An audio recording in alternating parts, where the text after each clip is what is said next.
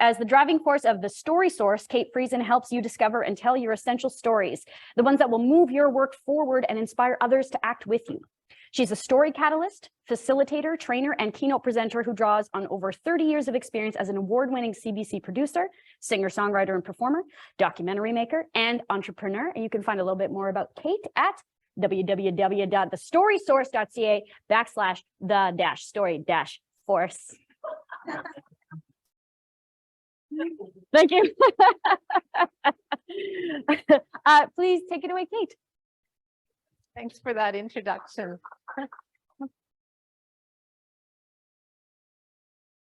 Hello, roomies, and hello, Zoomies.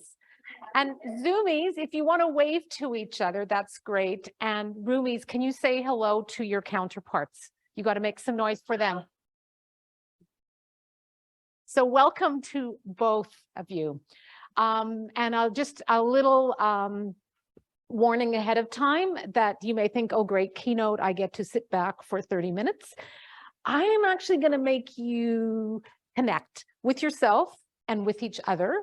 Oh, I never use the word make. Let me take that out. I'm going to invite you. And that includes the Zoomies as well. So I'm going to start with a story because that's where I feel the best and most myself. I'm going to take you to southern Manitoba, the sunflower capital of the world. Does anyone know what that is? Where is it? Altona, like of course, there it is. I never go back. I have it on my arm. That's an interesting thing. I grew up, I had two older sisters. We grew up on the farm. My dad was the minister of the largest Mennonite church in town.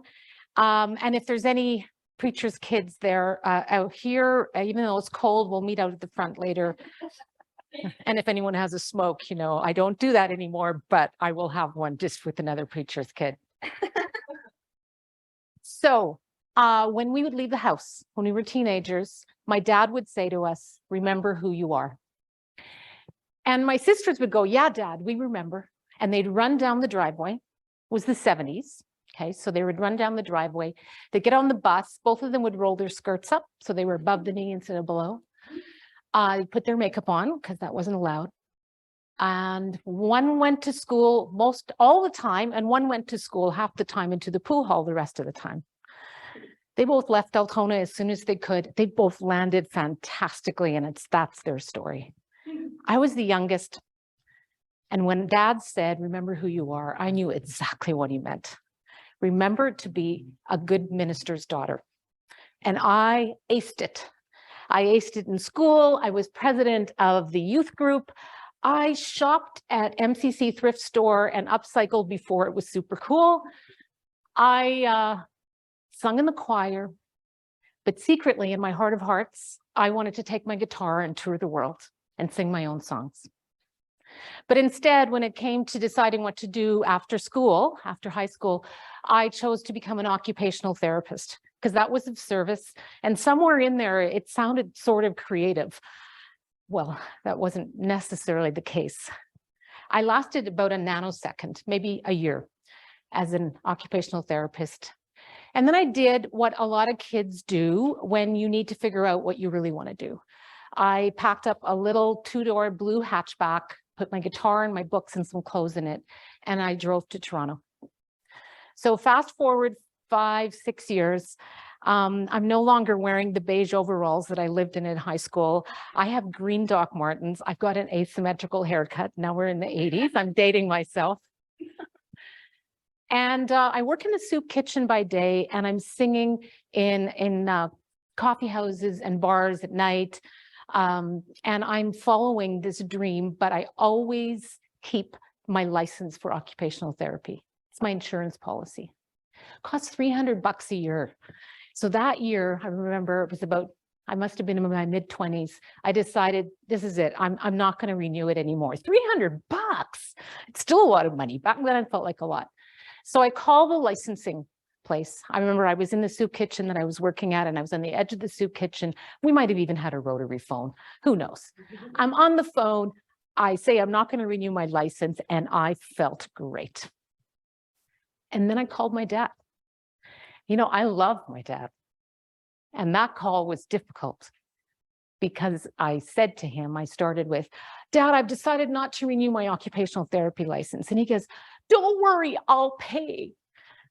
And then I realized I needed to tell him that it wasn't about the money.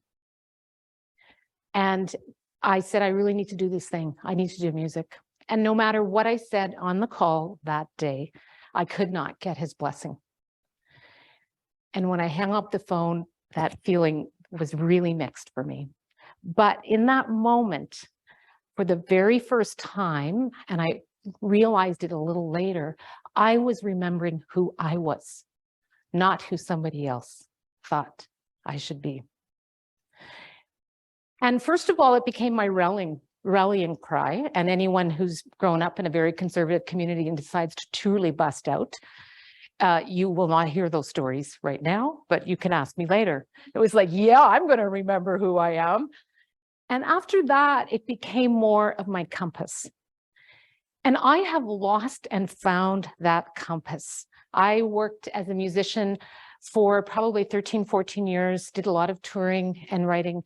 There was a point where I got stage fright so badly that I no longer wanted to be on stage. That was a painful time, and I lost my compass. I found it again in radio. I thought, cool, like this is another way I can connect. It's another way to tell stories. I worked at CBC for 12 or 13 years. There's a little bit of a magic number there. And I lost it again. And I lost it to the point where I could hardly go to work and I was losing weight. And often my body was telling me, remember who you are. And then I made the jump to do my own business, to take on my own business. And in that remembering who I am, I really feel like that's the thing that we need to hold on to as creative people. Because the path, and I suspect many of you have similar paths where you've done many different things. The path is a crooked path. It's not very straight. It's not like I'm going to get my occupational therapy degree, get my license, I'm going to work there for 35 years, and then I'm going to retire. No, it's not like that at all. So we have to hold on to who we are. But the question that everyone asks us is, what do you do, right? Robin, you're an actor, improv, sometimes you're a host. It's the easiest way to explain that, right? So what do you do? If you are on Zoom right now, can you put in the chat, what do you answer when someone who doesn't know you bumps into you and they say, hey, yeah, nice to meet you, what do you do? So while they're doing that in the chat, I'm going to ask a few people in this room to volunteer what you say. Okay, well, I'm not. Yeah. My name is Ronnie. I'm an actor, performance artist, and All right, thank you very much. I'm going to ask, is there anything coming up on Zoom? Okay. Alana says, sometimes I say I exist, but other times I say I do freelance work. Ethan says, I'm an emerging playwright. Caitlin says, I'm a playwright and aerial performing artist / dancer. Ooh, great. Now, these are all interesting and intriguing. I'm going to ask for one more person from this side of the room. There's only 3 of you, so one of you's got to speak up. Danny. Is it Danny? Yeah. I'm a musician. Great. Excellent. People ask what you do, but what people really want to know is like, why are you an aerial artist anyways? Or people want to know why you do what you do. And actually, that gives us ourselves way more clues about what we want to do in this world. So what we do can change. And sometimes the rug's pulled out from under us. Sometimes we lose our what because we get ill, because we move, because we immigrate to a new country, because the work disappears. What happened when the pandemic started? For me, my calendar, within 2 weeks, everything in my calendar for the next 6 months disappeared because everything I did was this, live. And you'd think that I'd be really good at that point at remembering, okay, Kate, just have to remember who you are. And then you'll figure out what it is you're going to do. But even then, I really had to grab onto that compass. So what we're going to do today in this next, well, what we're going to do in the next 20 minutes that I have is I would like to invite you to find different ways to tune your compass or set your compass. I tend to mix my metaphors, so like ride with me on that. So we're going to begin with, I gave you a little sheet and it's, oh, you have a different orientation. And I want to tell you that you should start doodling on this sheet right now. And if you need a pen or markers, there's pens over there, and I put markers here that you could pass around if you want. And there's 4 different ways here to find your compass. And if you don't like this particular, what I call creative canvas, turn it around and just doodle on the other side. So what I'm saying is find your way into this work, and I will invite you with a few different prompts.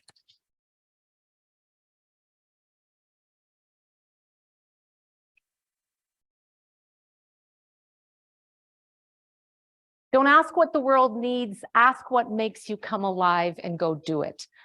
I love this phrase. Howard Thurman he was actually a minister, but he was a leader in the civil rights movement. And to me, this is an incredible call to remember who you are. So what makes you feel most alive? What the clues in that are the clues in who you are and what it is you need to do in the world, even when that has to shift. So I want you to think back to a moment when you felt most alive. And I've given you some prompts there that you can read. And on your sheet, let's see, if you're holding your sheet like this, so at the bottom, there's a what, turn it 1 counterclockwise to what my life is telling me. This is the way I get creative because I'm actually a really literal linear person, believe it or not. So sometimes when I get stuck, I turn my sheet around. So I'm getting you to do it right away. So you can write in that little triangle or wherever. And I want you to think about a moment that you felt really alive. And it could be in your work. It could be for Robin, it might be, and I'm just picking on you because you were first and I already know a bit about what you do. That moment in improv when you get on and you feel completely present. Because you can't do that work unless you feel completely present. Mm-hmm. But you might feel it in the garden. You might feel it in the studio. That feeling of when you feel alive might shift, but it gives you clues.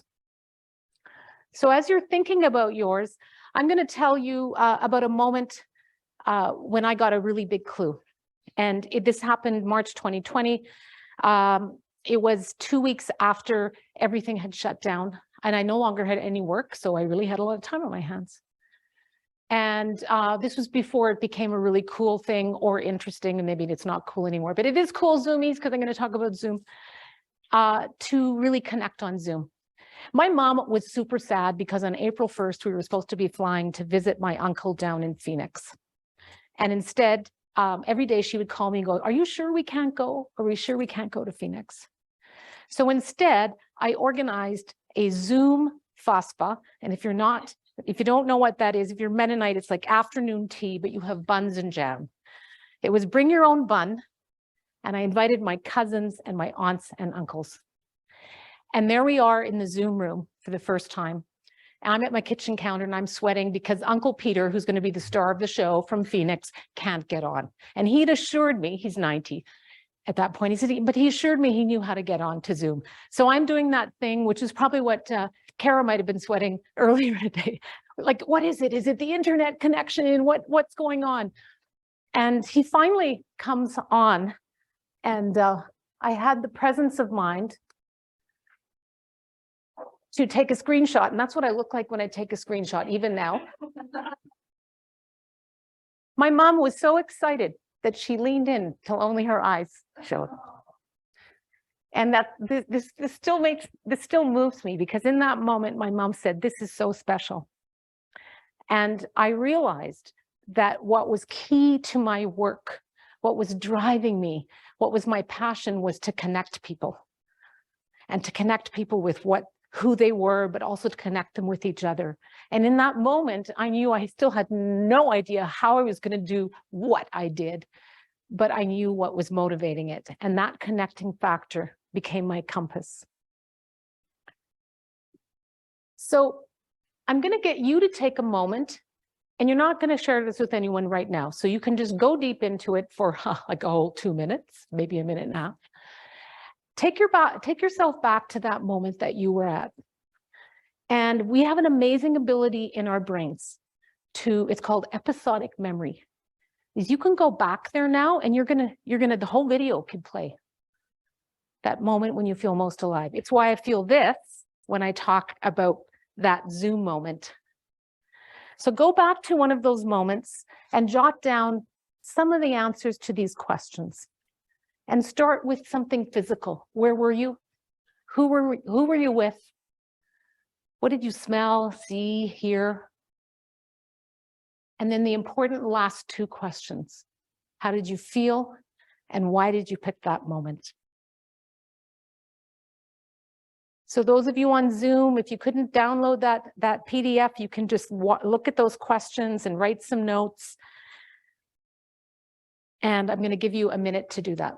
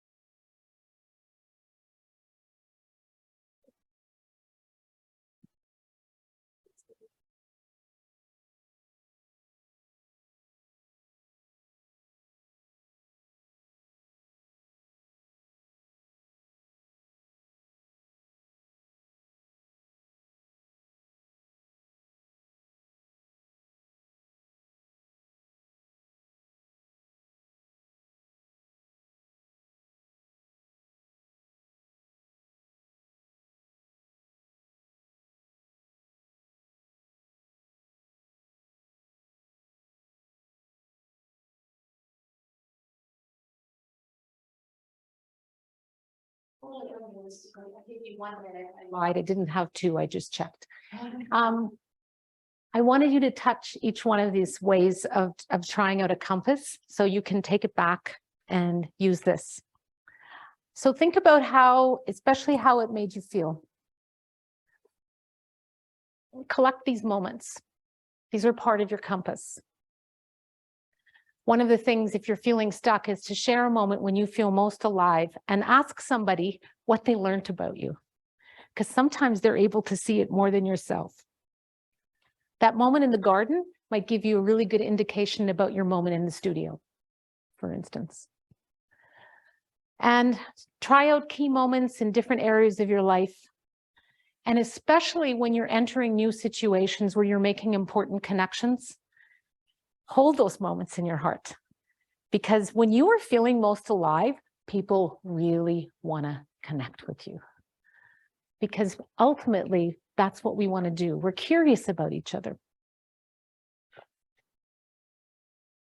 So let's see, now we're going back to my why. It's at the bottom of your sheet, or wherever it is with you Zoomies, because you may have your sheet in a different direction. This is the one that is a little bit more, that sense of what makes you feel most alive is like coming in the side door. The why is kind of like something that people might ask you directly, but it's a really important question. This is really your heart. And for any of you, like no matter what, if you're doing creative work, you have to be really strong on your why. Because in general, the people I've worked with who are creatives are not doing it for fame and fortune. You can't guarantee either of those. So why are you doing it? there's a few really great prompts, and I sit down and I free write on these frequently when I get stuck.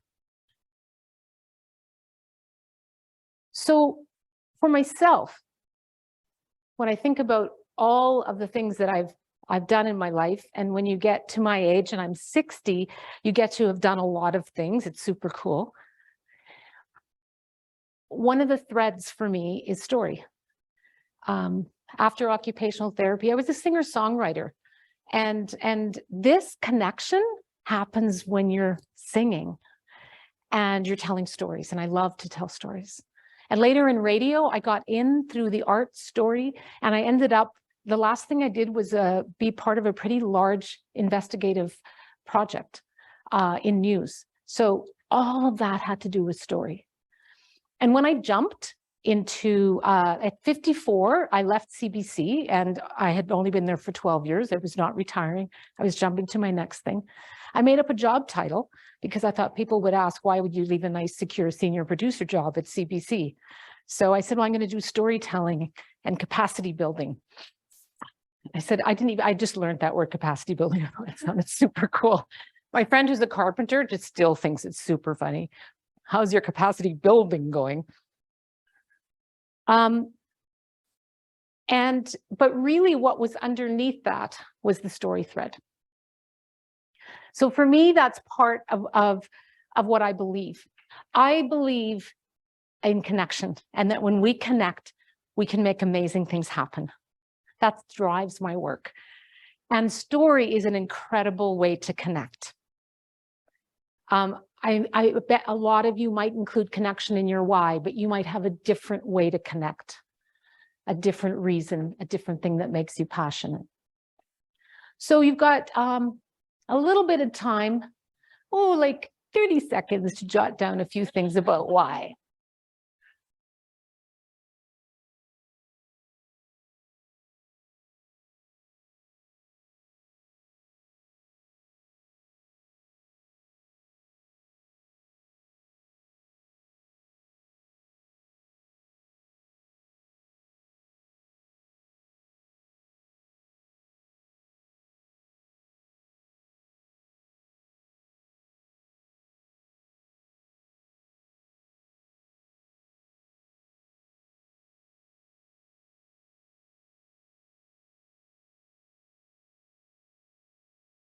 There are many ways to find that compass, to find that center.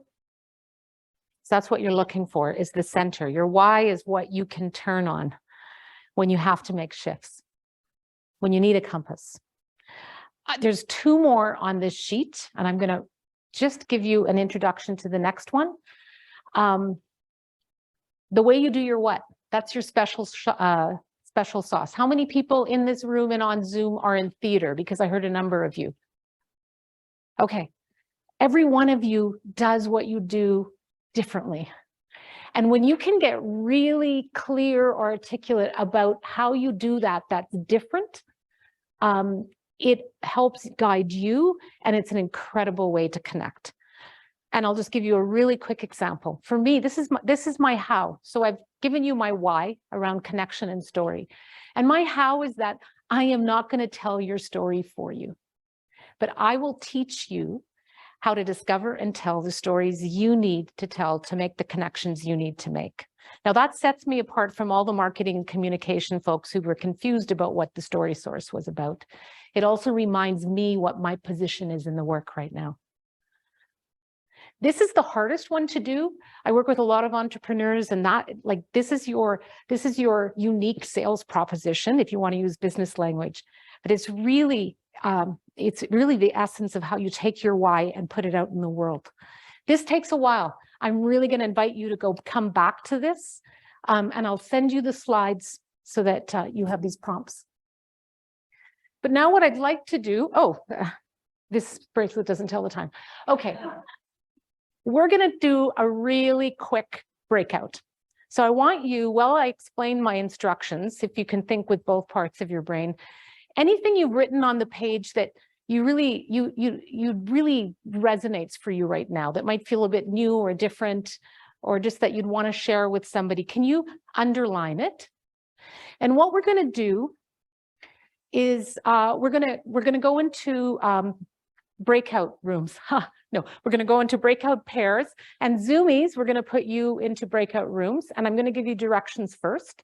So if you can't get into a breakout room, or you don't want to, just tell Kara.